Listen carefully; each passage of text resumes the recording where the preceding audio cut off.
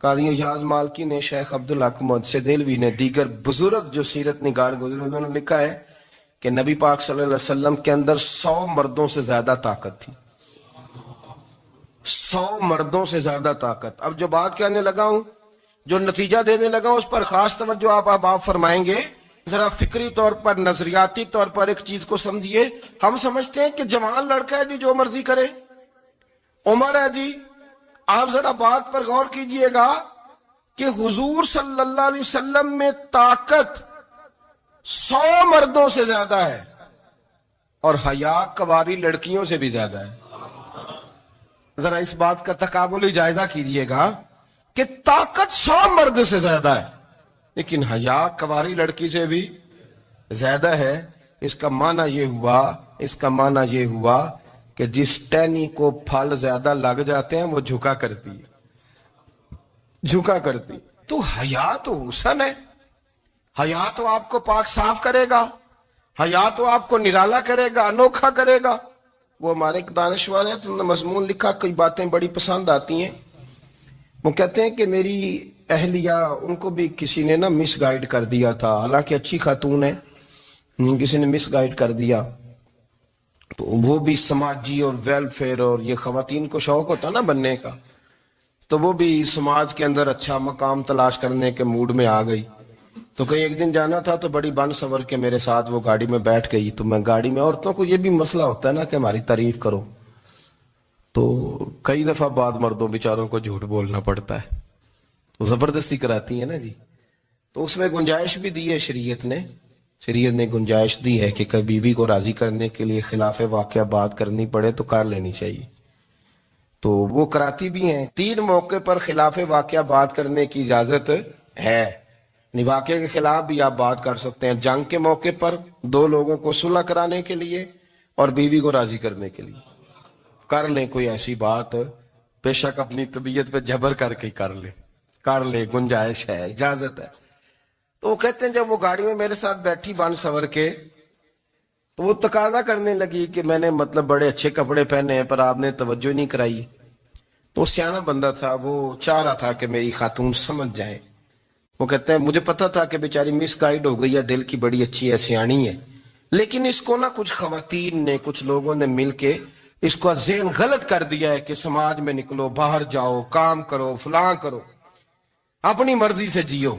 تو میرے ساتھ گاڑی میں بیٹھی کہیں جانے کے لیے، تو مجھ سے کہنے لگی کہ آپ نے میری طرف توجہ ہی نہیں کی، آپ نے کوئی ذکر ہی نہیں کیا کہ میں کیسی لگ رہی ہوں. تو وہ کہتے ہیں میں نے اسے کہا کہ اگر تو ناراض نہ ہو تو پھر میں صحیح والی تعریف کر دوں. تو اس نے کہا کہ آپ کر دیں. تو کہتے ہیں میں نے درد سے اور خلوص سے اپنی بیوی سے کہا، خلوص کے ساتھ.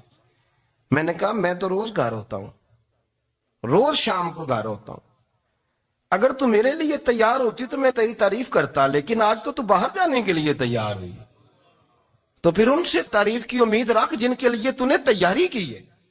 میرے لیے تیاری کرتی تو میں تو ہر شام تیرے پاس ہوتا ہوں. کہتے ہو میرے لفظوں میں درد تھا تو وہ بھی رو پڑی اور کہنے لگی آپ گاڑی روک دیں، مجھے باہر جا کے کسی کو راضی نہیں کرنا، میں نے اسے راضی کرنا ہے جس کو رب کریم نے میرا شوہر بنایا ہے اور میرے لیے منتخب کیا ہے میرے ماں باپ کو. میں واپس لوٹتی ہوں. یہ ایک پہلو ہے سلگتا ہوا، اس کو سمجھا جائے. رسول کریم صلی اللہ علیہ وسلم عرب کی کواری لڑکیوں سے زیادہ حیا والے تھے. کواری لڑکیوں سے زیادہ حضور حیا فرمایا کرتے تھے. جب خانہ کعبہ کی مکہ شریف میں تعمیر ہو رہی تھی نا، اہل عرب اس کو تعمیر کر رہے تھے، تو نبی پاک صلی اللہ علیہ وسلم اپنے چچا حضرت عباس کے ساتھ خانہ کعبہ کی تعریف میں مصروف تھے. تو عرب کے لوگ چونکہ لمبا کرتا پہنتے تھے پیروں تک، تو نیچے اگر کسی وقت کوئی چیز نہیں بھی ہوتی تھی تو کسی کو وہ نظر نہیں آتی تھی، چونکہ پردہ رہتا تھا، لمبا کرتا پہنا ہوا ہوتا تھا. تو جب بچے، سرکار کی عمر مبارک بھی ابھی تھوڑی تھی، تو اس طرح بچے جب نکلتے تو وہ کئی دفعہ اپنی تہمت اتار دیتے نیچے سے، اور کوئی مزدوری کرنے لگتے تو 3-4 طے کر کے تہمت کی کندھے پہ رکھ لیتے. جس طرح کبھی دیہاتوں میں لوگ کپڑا سر پہ رکھتے تھے کہ اوپر اگر کوئی وزنی چیز رکھیں گے تو وہ تکلیف نہیں دے گی.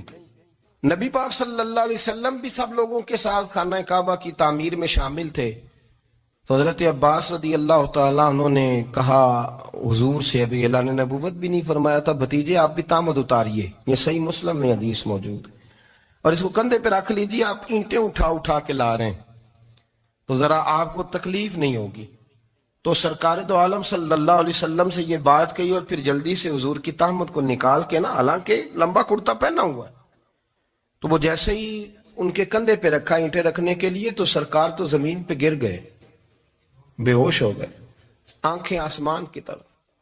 اور پھر حضور پکار رہے ہیں آزاری آزاری آزاری، میرا تامت دے دو، میرا تامت دے دو.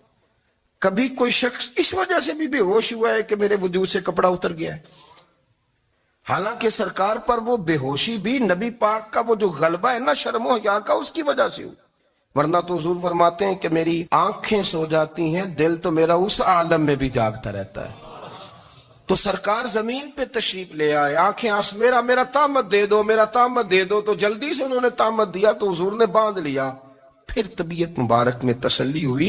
یعنی ہم اس رسول کے غلام ہیں کہ جن کے تو وجود سے کپڑا اتر جائے تو حضور برداشت نہیں کرتے، قبول نہیں فرماتے، تکلیف شروع ہو جاتی. لیکن یہاں نوجوان ہیں اور بڑا قد کاٹ ہے اور بڑے بڑے سمجھدار لوگ ہیں، گرمی آتی ہیں تو شارٹ کپڑے پہن کے گھومتے ہیں.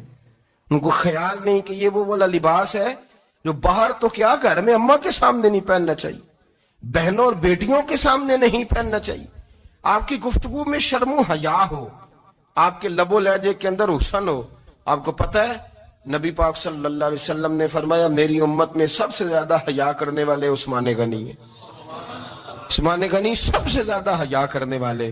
آپ فرمایا کرتے تھے جب سے حضور کا چہرہ دیکھا ہے میں نے کبھی اپنی شرمگاہ بھی نہیں دیکھی، میں نے آنکھوں کا وضو نہیں توڑا، اور جب سے حضور کے دست مبارک میں میں نے بیعت کے لیے سیدھا ہاتھ بڑھایا تو پھر سیدھا ہاتھ میں نے کبھی گندگی کو نہیں لگایا. حیات. آپ باتھ روم کے اندر بھی غسل فرماتے تھے تو کپڑوں سمیت کرتے تھے. کسی نے کہا حضرت جی واش روم کے اندر کیوں نہیں کپڑے اتارتے؟ آپ فرمانے لگے باہر بندوں سے حیا کرتا ہوں، اندر جاتا ہوں تو رب سے حیا آنی شروع ہو جائے، وہ تو دیکھ رہا ہے نا. تو میں جو بات آپ کی خدمت میں عرض کرنا چاہتا ہوں اس کو آپ سمجھیے گا میرے عزیز، کہ شرم والا مزاج، گفتگو بھی شرم والی، آنکھیں بھی شرم والی، لباس بھی شرم والا، دوستی یاری بھی شرم والی، بہت ساری ایسی باتیں. دیکھیں نا آپ ذرا، میں نے کہا کہ باتوں کو سن کے گزر نہ جایا کریں، اس کی گہرائی پر غور کریں. حضور علم کا سمندر ہے، سرکار سے زیادہ علم دنیا میں کسی کے پاس موجود نہیں ہے، اور صحابہ کو موقع ملا ہوا ہے اس سمندر سے فیض لینے کا. لیکن ان کی حالت یہ ہے کہ حضرت علی المرتضیٰ فرماتے ہیں 14 دن گزر جاتے، حضور سے کوئی سوال پوچھنا ہوتا تھا پر میں شرم کے بارے نہیں پوچھ پاتا تھا.